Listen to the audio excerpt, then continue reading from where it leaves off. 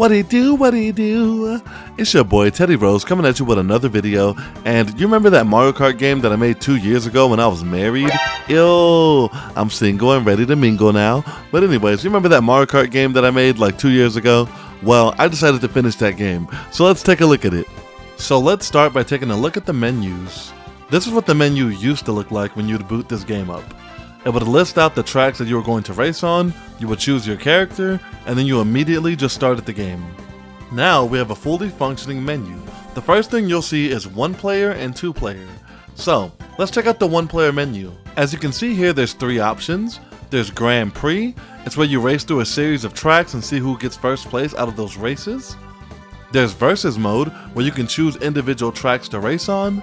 And then there's Time Trials, a mode where you race by yourself to set the best time record that you can. And 2 player, you have Grand Prix and Versus mode.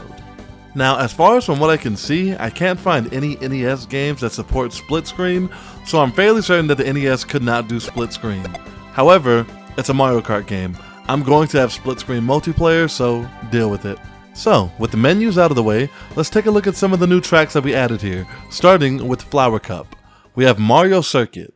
So if you've played Mario Kart Double Dash, Mario Kart DS, or Mario Kart Wii, you would notice that this track is kind of similar to the Mario Circuit that you'd find in either of those 3 games, mainly because just like those games, my Mario Circuit starts off with a regular road track, but then it goes to a nice grassy area with a dirt road.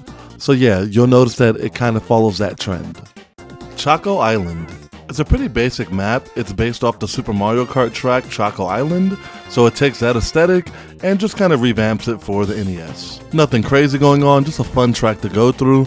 If you look, some of the blocks are chocolate bars and Hershey's Kisses. You know, just adding to that little chocolate theme. And then the road goes from being chocolate to vanilla, so just adding a little bit onto the track, just giving it a little more character. The final Flower Cup track is Shy Guy Beach. This track is my favorite track in the whole game.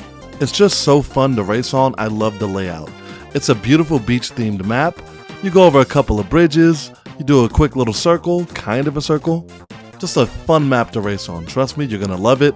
Anyone, I dare you to even try to beat my time trial record. It's broken for this map.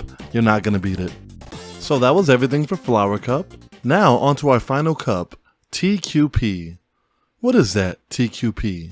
Well, TQP stands for transqueerpueblo. Transqueerpueblo is an LGBTQ+ migrant community of color that does a lot of amazing work for migrants in central Arizona. No one from TQP asked me to shout them out in this video. I just love the group and the community and wanted to give them a shout out. In the description of the video, I put a link to their donation page and their link tree for anyone who wanted to support them. They are amazing and I love everything that they do for the community. Now, onto the rest of the tracks, we have Weiwa Desert. It's a standard desert-themed track that is very fun to race on. You're probably wondering, who is Weiwa?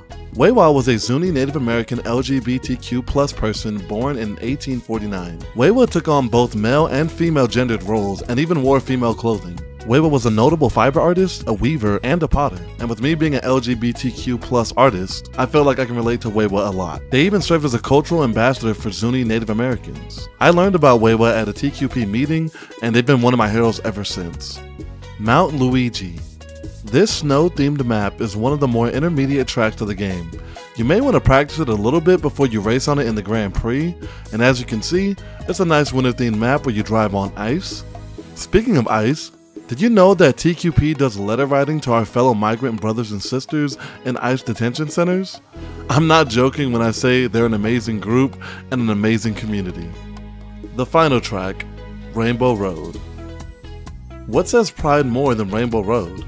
This is definitely the most difficult track to race on, but it's also one of my favorites. Something about rounding those corners and just hitting those straightaways is just super fun to me, especially when you hit that speed boost. Like, trust me when I say you don't want to go up against my time trial record here.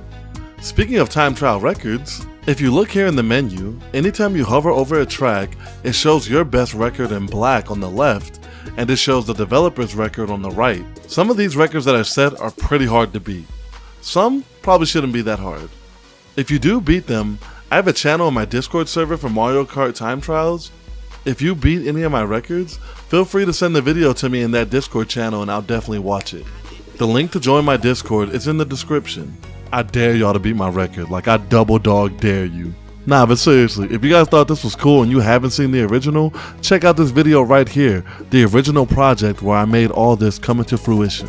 Like, it's crazy to me just looking at the original version of this game and what I've turned it into in the past week or two.